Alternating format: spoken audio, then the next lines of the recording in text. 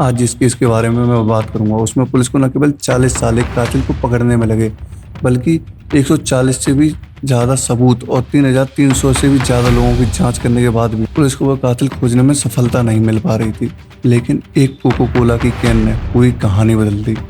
जो केस 40 सालों से सॉल्व नहीं हो रहा था वो चंद घंटों में सॉल्व हो गया। 1981 में 35 साल की सिल्विया कोएले अमेरिकी राज्य टेक्सास में रहा करती थी। सिल्विया बहुत ही सरल स्वभाव की खुशमिजाज लड़की थी। उसे बचपन से ही इतिहास में बहुत दिलचस्पी थी। ऐतिहासिक इमारतों के बारे में जानना, ऐतिहासिक नक्शे देखना। इसलिए उसने अपना करियर भी आर्किटेक्ट के रूप में चुना और यह उसका मनपसंद काम भी था कि ऐतिहासिक इमारतों और नक्शों से प्रेरित होकर नए नक्शे बनाना। और उसे इस काम से अच्छी खासी कमाई भी होने लगी थी। सिल्विया को केक बनाने का भी बहुत शौक था, तो सिल्विया ने अपना दूसरा बिजनेस बेडिंग केक बनाने का डाला, जो कि अच्छा खासा चलने लगा और इससे सिल्विया फाइनेंशियली फ्री हो चुकी थी। अब सिल्विया ने अपने माता पिता के पास में अपना खुद का घर लिया ताकि वह अपने माता पिता के साथ रह सके और उनकी देख रेख कर सके। कुल मिला के सिल्विया की जिंदगी बहुत अच्छी चल रही थी। सिल्विया बेशक अकेले रहा करती थी, लेकिन वह सुबह की कॉफी अपने माता पिता के साथ पिया करती थी। 1981 का वो दिन भी ऐसा ही था। 4 अगस्त सुबह 8 बजे जब सिल्विया के पिता कॉफी के लिए सिल्विया को ज्वाइन करने गए और जब वह घर के अंदर गए तो उन्होंने देखा कि चारों ओर खून के निशान हैं। सिल्विया के पिता के पैरों के नीचे से जमीन तो तब फिसली जब उन्होंने पाया कि लिविंग रूम और बेडरूम के बीच में एक बॉडी पड़ी हुई है जो कि खून से लथपथ है। जब वे उसके पास पहुंचे तो उन्हें देखने को मिला कि वह बॉडी किसी लड़की की है और उसके हाथों को उसी की शर्ट से बांधा गया है और उसके मुंह पर एक टॉवल बंधा हुआ है। जैसे ही सिल्विया के पिता वो टॉवल हटाते हैं, वैसे ही उन्हें पता चलता है कि यह और कोई नहीं, उनकी बेटी सिल्विया है जिसके सिर में गोली लगी हुई है। और देखने से मालूम चल रहा है कि उसके सीने पे चाकू से कई बार वार किए गए हैं। सिल्विया के पिता ने सिल्विया की ऐसी हालत देख के सिल्विया के शरीर को जो पास पड़ी टॉवल थी उसी से ढक दिया। उन्होंने तुरंत फोन के पास जाकर पुलिस और एम्बुलेंस को कॉल करने की कोशिश की, लेकिन उन्होंने पाया कि लैंडलाइन जो केबल है उसकी तार कटी हुई है। इस समय मोबाइल फ़ोन की जगह ज़्यादातर लोगों के घर में लैंडलाइन फ़ोन हुआ करते थे। और जब पुलिस सिल्विया के घर पर पहुंची तो सिल्विया के पिता ने बताया कि सिल्विया की बॉडी बिना कपड़ों की थी और उन्होंने ही उसे ढका हुआ था।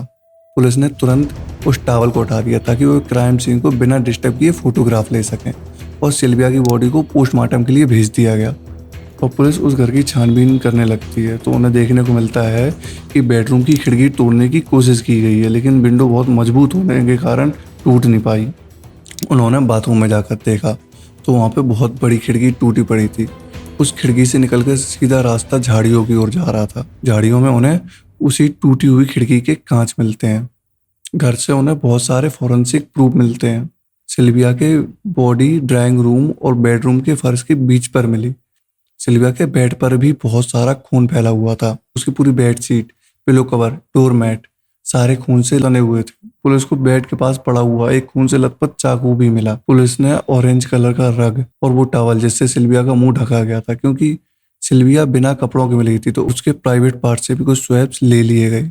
सिल्विया की शर्ट जिससे उसके हाथ बंधे हुए थे, ये सभी चीजें जांच के लिए फोरेंसिक्स डिपार्टमेंट अपने साथ ले गया। जांचकर्ताओं ने घटनास्थल से लगभग 140 पीस ऑफ एविडेंस कलेक्ट की। सभी सबूतों के साथ साथ पुलिस ने घर वालों की जांच भी करी। घर वालों की जांच से पता चला कि 4 अगस्त को सिल्विया के घर में कोई आया ही नहीं था। और इससे पुलिस को यह भी बात पता चली कि सिल्विया की रात को 11 बजे उसकी बहन से बात हुई थी। इसका मतलब सिल्विया का 11 बजे तक फोन चालू था और जो भी कातिल था वो 11 बजे के बाद घर में घुसा था, क्योंकि सिल्विया की हत्या के बाद सिल्विया के फोन के तार कटे मिले थे। अब सिल्विया की पोस्टमार्टम रिपोर्ट भी आती है। उसमें मौत के 2 कारण निकलते हैं। पहला कारण, उसकी छाती पर चाकू से 3 बार हमला जिससे उसके हार्ट और दोनों फेफड़ों पे गंभीर रूप से चोट आ गई थी, जिससे ज्यादा ब्लड लॉस होने के कारण उसकी मौत हुई है। और दूसरा कारण, उसकी सिर पे गोली लगने की वजह से। साथ ही सिल्विया की बॉडी से मिले स्वैब से स्पष्ट पता चलता है कि सिल्विया को सेक्सुअली असॉल्ट भी किया गया था। सिल्विया की बॉडी पर, पिलो कवर पर, बेडशीट पर और टॉवल पर स्पर्म के सैंपल भी मिले। इसके अलावा सिल्विया के गर्दन पर लाल निशान भी मिले, जिसका मतलब है कि उसका गला घोटने की भी कोशिश की गई थी। पोस्टमार्टम में यह भी पता चलता है कि सिल्विया ने अपने आप को बचाने की बहुत कोशिश की थी, जिसके दौरान उसके बहुत सारे नाखून भी टूट गए थे। 1981 में ना तो साइंस ने इतनी तरक्की की थी, ना ही फॉरेंसिक साइंटिस्ट के पास ऐसी मशीनरीज थी जिससे जांच बारीकी से की जा सके। इसलिए जांच थोड़ी लंबी खिंच गई। इस कांड के होने के 2 साल बाद 1983 में फॉरेंसिक साइंस में कुछ विकास हुआ। वहाँ उन्होंने एक अल्टरनेटिव लाइट विकसित की जिससे डीएनए को बारीकी से देखा जा सकता था। अंत में 1983 में सिल्विया की बॉडी पर, पिलो कवर पर, सिल्विया की टॉवल पर और सिल्विया के जितने भी घर में प्रूफ मिले थे उन पर एक फॉरेन डीएनए पाया गया। इसमें समस्या यह थी क्योंकि डीएनए बहुत कम मात्रा में था, तो इस कारण इसको कपड़ों से निकाल के मैचिंग के लिए भेजना संभव नहीं था।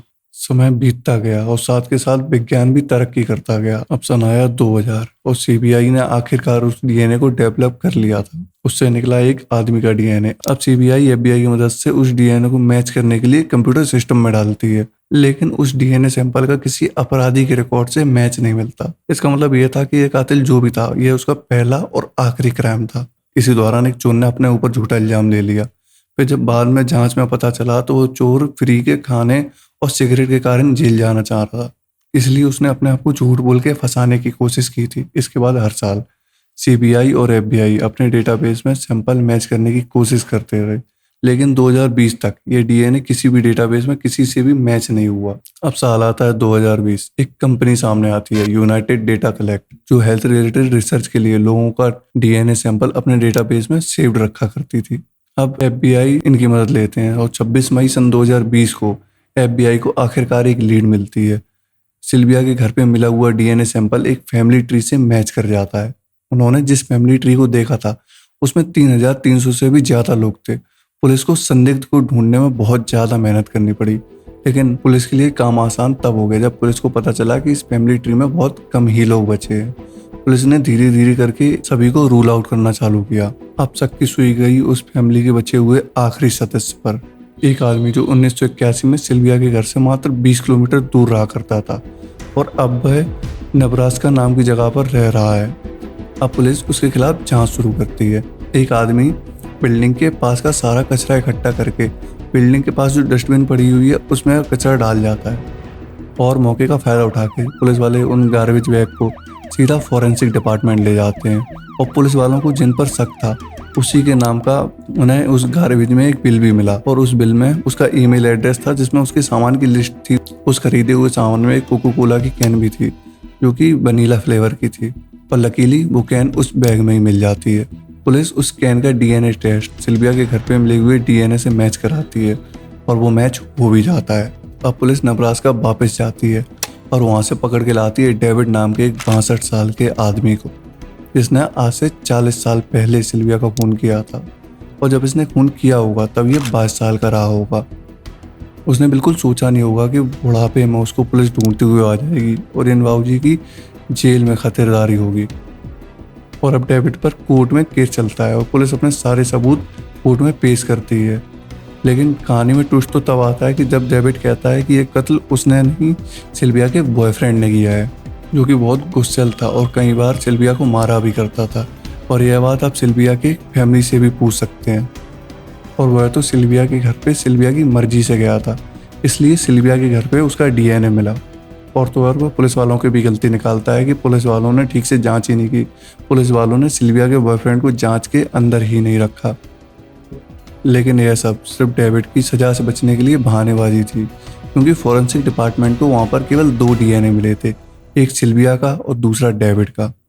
इसके बाद सन 2022 में डेविड को उम्र कैद की सजा हुई। सभी सबूत डेविड के खिलाफ होने के कारण डेविड को सजा मिली, लेकिन ये क्लियर नहीं हो पाया कि डेविड ने सिल्विया के घर पे हमला क्यों किया। पुलिस का मानना यह है कि डेविड ने सेक्सुअल मोटिव्स के कारण सिल्विया के घर पे हमला किया था और उसे सेक्सुअली असॉल्ट करने के बाद उसे जान से मार दिया था। सिल्विया को इंसाफ तो मिला, लेकिन सिल्विया को इंसाफ मिलता देखने के लिए उसके माता पिता जिंदा नहीं रहे। अब सिल्विया के परिवार में केवल उसकी छोटी बहन है जिसकी भी शादी हो चुकी है। इस केस का फैसला सुनाने के बाद जज ने एक दिलचस्प लाइन कही। उन्होंने कहा, अगर किसी के साथ अपराध हुआ है तो हार मत मानिए, पुलिस और फॉरेंसिक आपकी मदद करेगी। और दूसरी लाइन उन्होंने बोली कि जिन्होंने अपराध किया है वो ये ना सोचें कि वो हमेशा के लिए बच निकले हैं, पुलिस आपको ढूंढते हुए आ रही है।